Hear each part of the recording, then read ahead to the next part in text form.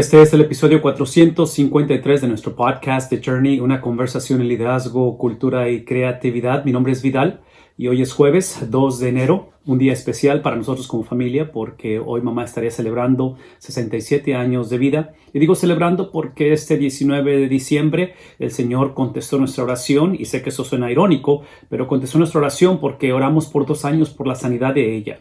Estuvo ya batallando con cáncer y cuando finalmente el Señor responde a la oración, la sana en su totalidad, es cuando ella pasa ante su presencia. Así es que ya sea que la persona sane antes de la tumba o después de la tumba, creemos que el poder de la oración no está tanto en la fe que tenemos, no está tanto en la cantidad de oración que invertimos por la sanidad de alguien, lo cual es importante, necesitamos hacerlo, pero está basado exclusivamente en el objeto de la oración. ¿A quién oramos? ¿En el nombre de quién oramos? Y bueno, a través de esta experiencia dolorosa, porque obviamente la extrañamos, y hoy ha sido un día bastante emocional para nosotros.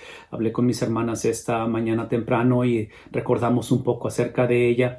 Es un día en el cual yo en lo personal quise esperarme hasta hoy porque el día de su funeral, que fue precisamente unos días después de que ella fallece, ese siguiente lunes, es cuando tuve el privilegio de poder ser parte del servicio en el cual celebramos la vida de ella, celebramos el hecho de que ella estaba o está gozando ante la presencia del Señor aún en ese día. Y después del servicio fúnebre, después de la conversación que tuvimos ahí por algún tiempo con un buen número de amigos, de familia, en el cual otra vez estuvimos enfocándonos en la bondad de nuestro Dios, varias personas se acercaron y nos pidieron información, un poquito más de información acerca de lo que hablamos ese día. Inclusive ese día fue un poquito retador por, otra vez, razones obvias, porque casi 30 años después de estar predicando el Evangelio, para mí este funeral fue algo diferente porque nunca había estado en el funeral de uno de mis padres. Pero en medio de lo que conversamos, en medio de lo que hicimos, gente nos pidió información acerca de ello y quería dedicar este podcast exclusivamente para hablar acerca del tema que tratamos ese día con respecto a mamá. Y una de las cosas que yo quería recordar o retomar que lo hicimos en esa noche, ese lunes en la noche, fue precisamente el hecho de que la perspectiva de la Biblia es clara, y no solamente de la Biblia, pero también de la vida, porque lo sabemos por experiencia propia. Y digo por experiencia propia, que es el principio acerca de que entre más profundizamos nuestro amor, más profundizamos la posibilidad del dolor o del sufrimiento. Que en el mundo en que vivimos es inevitable, van de la mano. Estoy hablando de un sufrimiento que sea justificable, no del sufrimiento que nos causamos a nosotros mismos, no del sufrimiento que es necedad, no del sufrimiento que no está dentro del plan de Dios. Una de las maneras en las cuales puedo pensar en esta analogía es precisamente como matrimonio. Arely y yo cumplimos 22 años ahora este julio pasado del 2019 y este año cumpliremos, Dios mediante, 23 años de casados, y dentro de nuestro matrimonio hemos tenido el privilegio de criar, de tener 3 hijos. Y el nacimiento de nuestros hijos, los 3, fueron experiencias, estoy hablando del parto, de la experiencia de verlos nacer, fueron experiencias muy, muy dolorosas para mi esposa. Pero el sufrimiento que ella pasó fue justificable cuando la criatura nació. Entonces, es a lo que me refiero cuando hablo acerca de que el sufrimiento y el amor inevitablemente van de la mano. Entonces, cuando pienso acerca de la situación de mamá y su separación de su espíritu, de su alma, de su cuerpo, esa muerte física es demasiado dura, pero la perspectiva de la Biblia, una vez más, es un contexto en el cual eso es inseparable, van uno de otros. E inclusive el pasaje que usamos ese día para el servicio fúnebre de mamá tuvo que ver precisamente con un pasaje que es el principio de una conversación de lo que la Biblia presenta en 4 capítulos, que es el capítulo 14, 15, 16 y 17 del Evangelio de Juan. La Biblia se divide en 2 testamentos, el Antiguo y el Nuevo. El Nuevo Testamento inicia con 4 evangelios, Mateo, Marcos, Lucas y Juan. El 4º evangelio es aquel, y bueno, los 4 lo hacen, pero el 4º evangelio en particular, es que estoy mencionando, es el capítulo 14, capítulo 15, 17. Es una conversación de bastante intimidad. Yo argumentaría que es una de las conversaciones más íntimas que Jesús va a tener con sus discípulos, donde Él está en el aposento alto, están celebrando la Pascua, están celebrando la salida del pueblo de Israel, cuando salen de esclavitud miles de años atrás a través de un caudillo, de un líder llamado Moisés. Y esa celebración donde se forma la nación de Israel, la cual es la promesa que Dios había dado a Abraham con respecto a una familia, a una nación, dentro de esa nación obviamente una tierra o un pedazo de bienes y raíces llamado Israel, y eventualmente a través de ello vendría la simiente, vendría la promesa que es Cristo Jesús. Y Cristo ya está presente, Cristo está en medio de ellos, está teniendo esta conversación con los discípulos, y en medio de la conversación él se da cuenta, o él toca el tema en el cual tiene que hablar de su partida, de su salida de este mundo. Entonces la relevancia para mí en lo personal, porque vimos a mamá salir de este mundo, fue un proceso largo, fue un proceso en el cual ella estuvo en tratamientos de quimio y en fin, muchos de ustedes, muchas personas lo han estado pasando, algunos lo están pasando conforme grabamos este podcast. En fin, es parte de lo que estamos experimentando como seres humanos, pero la diferencia es que Cristo no nos hace inmune de estas experiencias dolorosas. Cristo no nos promete que en este mundo no habrá aflicción. Yo argumentaría que parte de lo que Cristo hizo en su trabajo redentor es que Él restaura nuestra habilidad, no de evitar el sufrimiento, pero de procesarlo de tal manera que traiga honra a alguien o algo más que el sufrimiento. Y menciono todo esto porque en esa conversación que él está teniendo con las personas que yo argumentaría que más amó, las personas con las cuales él caminó por 3 años, las personas con las cuales él desarrolló una relación especial, que son sus discípulos, él ve la vida de ellos y él, en Juan capítulo 14, versículo 1, él les hace una afirmación y otra vez, estas palabras son palabras que están dadas en un contexto en el cual confianza es requerido, es un contexto en el cual la profundidad de la relación está creando mucho dolor en esto que está por venir. Ellos no saben la intensidad de la separación que va a haber con Cristo y la manera en que se va a separar, no solamente qué se va a separar de ellos físicamente, pero cómo va a ser. Ellos todavía no lo alcanzan a ver y es por eso que él anticipa y lo anticipa con un mandato. Y aquí es lo interesante de la historia, porque nuestra perspectiva, la perspectiva que tenemos como hijos de mamá, como cristianos, es que la muerte de una persona, la muerte de mamá en este caso, no es que Dios se descuidó, no es que Dios no contesta las oraciones, no es que Dios no existe, porque si le existiera, entonces empezamos a sacar un montón de conclusiones. Ese no es el punto.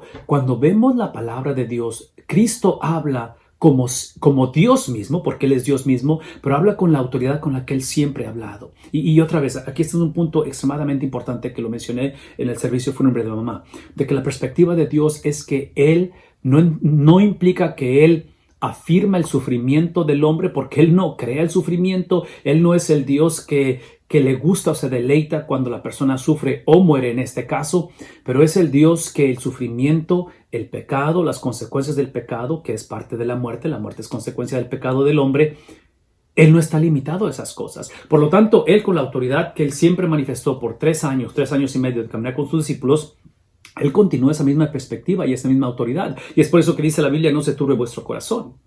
Está dando un mandato en el cual está diciendo a ellos como jóvenes, a ellos como líderes, a ellos como discípulos, como ellos van a ser los precursores, los líderes, los pastores de la iglesia de Cristo en las próximas décadas, en los próximos meses, cuando esto empiece a explotar y empiece a crecer.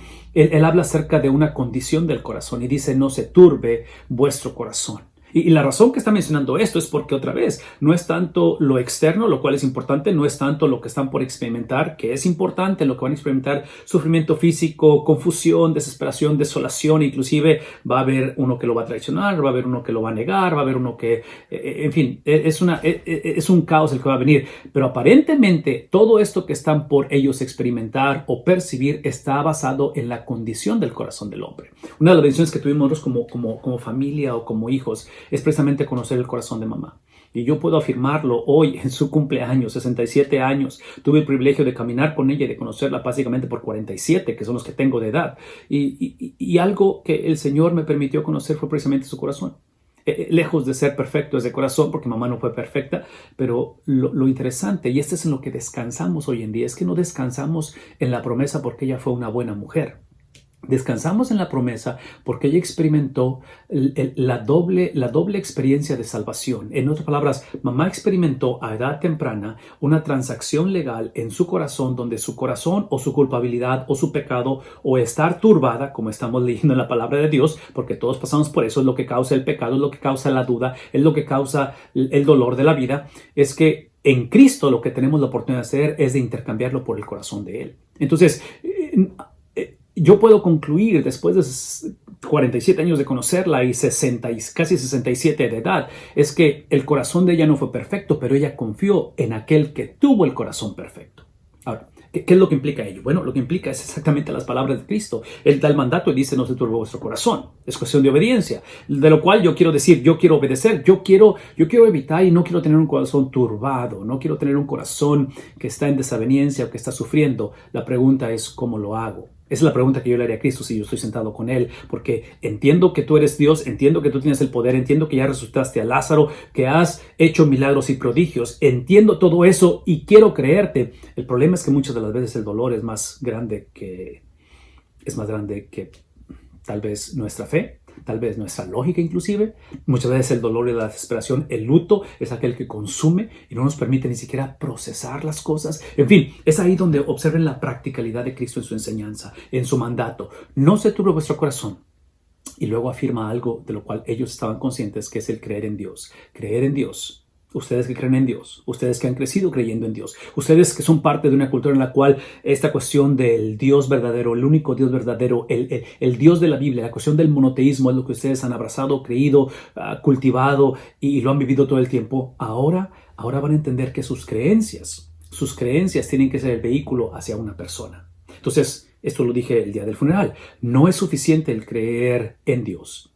Cristo está diciendo: ahora necesito que le crean a Dios. De lo cual, otra vez, pensando en la reacción mía, de ellos probablemente, ¿qué significa creerle a Dios? Y es aquí donde dice él: es que Dios soy yo. Porque si creen en Dios, tienen que creer también en mí. Es por eso que para mí, otra vez, hablar del cumpleaños de mamá, 67 años, hoy, 2 de enero, ella nació en 1953 y podemos celebrar con toda la certeza de que para mamá nunca fue suficiente el creer en Dios.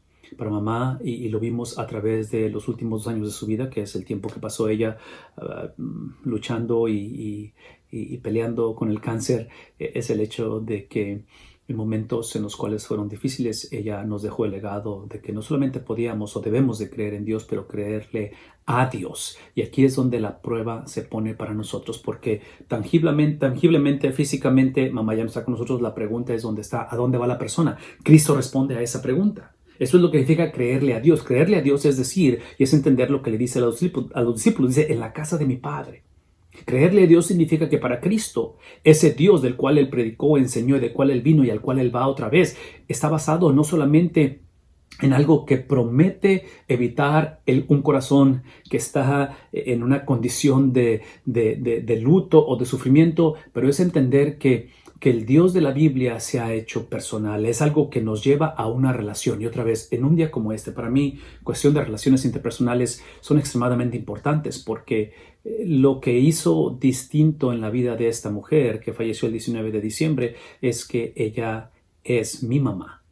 O sea, son 7.5 billones de personas sobre la faz de la Tierra y son billones de personas que han vivido a través de la historia de la humanidad, pero ella en particular es mi mamá. Entonces, eso cambia la conversación completamente, porque se le extraña, porque en un día como este, otra vez, nadie ni nada puede reemplazar esa relación única que hay como padre, como hijo, como hermano, como esposo. Lo entendemos eso. En ese contexto Cristo está hablando. Él está diciendo: es en la casa de mi Padre. El punto aquí no es la casa, el punto es quién es el dueño de la casa. El punto aquí no es el lugar hacia donde vamos, que es el cielo, que es importante, pero es quién habita en ese lugar y quién reina. Él es mi Padre, dice él. Él es mi Padre, en el cual hay muchas moradas, en el cual dice: si así no fuera, yo os lo hubiera dicho. Y es por eso, dice él, es por eso que voy a preparar un lugar para vosotros. No tengo el tiempo a través de este podcast de explicar en detalle qué significa el hecho de que Cristo tiene que ir a preparar lugar para otros, pero entendemos ahora, porque estamos leyendo esto a través de un espejo retrovisor. Esto es historia, es de que aun cuando el sufrimiento es real, aun cuando la muerte física es real, el que Cristo haya ido a preparar lugar para nosotros implica que Él tuvo que pasar por esa vía dolorosa, tuvo que pasar por ese proceso de expiación, por ese proceso en el cual Él va a tener que derramar su sangre, Él va a tener que ser mutilado, Él va a tener que tomar, como mamá lo hizo ese 19 de diciembre, Cristo va a tener que tomar su último respiro sobre la faz de esta tierra. Tuvo que hacerlo.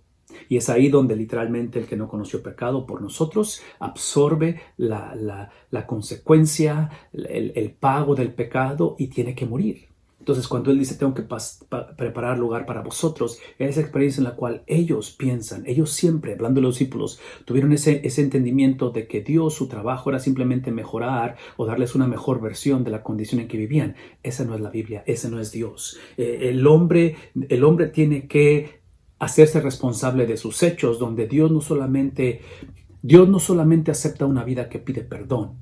Dios solamente acepta una vida que ha sido embestida, que ha sido cubierta, que ha sido transicionada en cuestión de una transacción legal acreditada, la justicia, la perfección de Cristo. Y es ahí donde Él simplemente está recordándoles y diciéndoles, hey, conforme ven el sufrimiento que estoy por pasar, estoy despidiéndome de ustedes, quiero que recuerden que la justificación, la razón de esto es porque no es tanto porque ustedes necesiten perdón o salvación, lo cual es el producto y es hermoso, pero es porque ese es el mandato de mi Padre Celestial. Esto es lo que el Padre me llamó a hacer. Es la razón por la cual vine a este mundo. Y después de ello, observen que esta experiencia o esta hermosa relación entre el Hijo con el Padre es lo que acredita o permite que en una tarde como esta yo pueda afirmar de que en el caso de mamá, ella está habitando en la morada, en las moradas que Cristo le fue a preparar a ella. Y está preparada para cualquier otra persona que tenga o desee creer no solamente en Dios, pero creerle también a Dios. Aquí es donde yo puedo imaginarme en la vida de estos discípulos que están confundiéndose aún más, porque cuando hay sufrimiento hay confusión.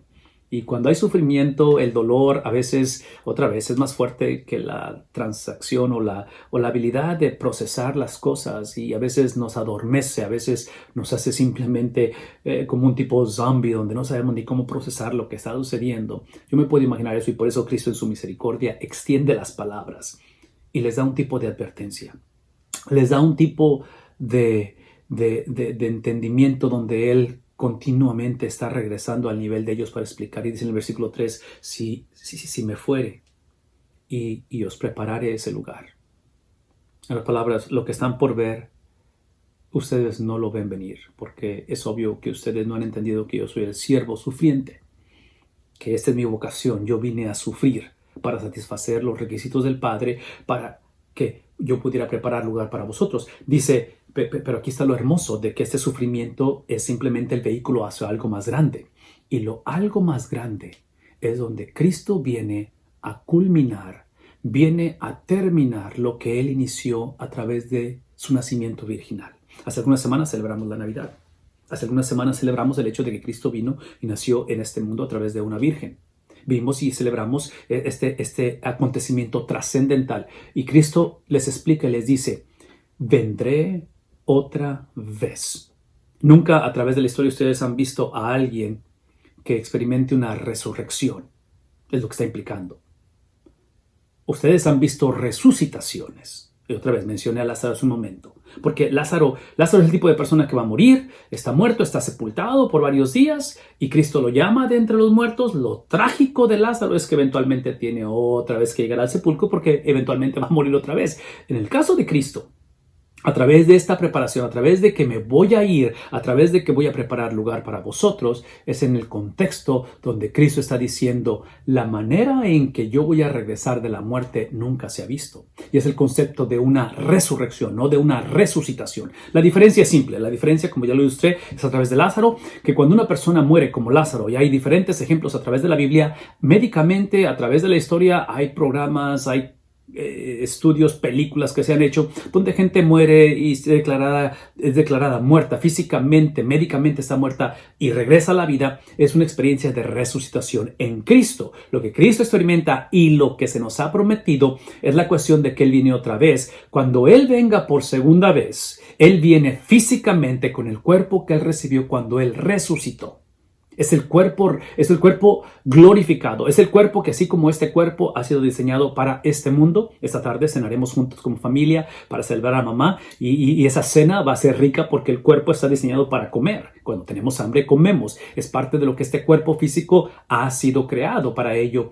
Con respecto al cuerpo con el que Cristo resucita, esa resurrección tiene que ver con un cuerpo diseñado para esa morada celestial. Entonces, cuando él habla acerca de que él viene por segunda vez, en momentos como los que están pasando los discípulos, yo argumentaría, en momentos como el de nuestra familia, que estamos viviendo la realidad de la separación temporal de mamá, no es suficiente creer en Dios. Tenemos que creerle a Dios. La pregunta no es si Cristo va a regresar por segunda vez. La pregunta para ti, para mí, para ellos en este tiempo es, ¿vas a creer?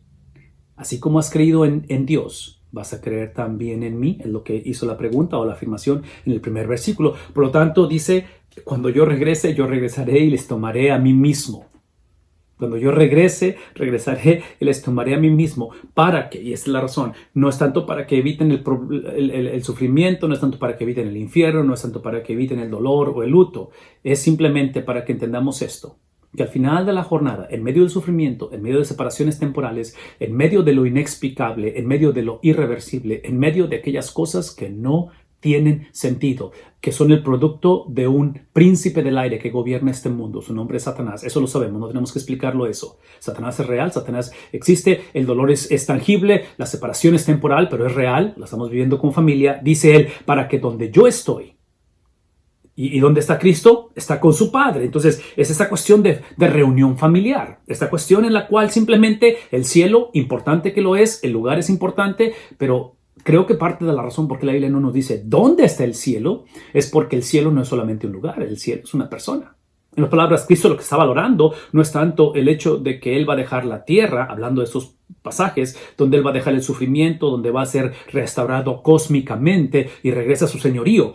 Yo creo que Cristo está ejemplificando lo que tenemos que nosotros abrazar en momentos como estos, que es literalmente no el lugar hacia donde vamos o el lugar que estamos dejando. Porque muchos decimos es que la persona está en un mejor lugar. Es cierto eso. Y el cielo es un lugar como lo es el infierno. Pero lo interesante del cielo es quién está ahí.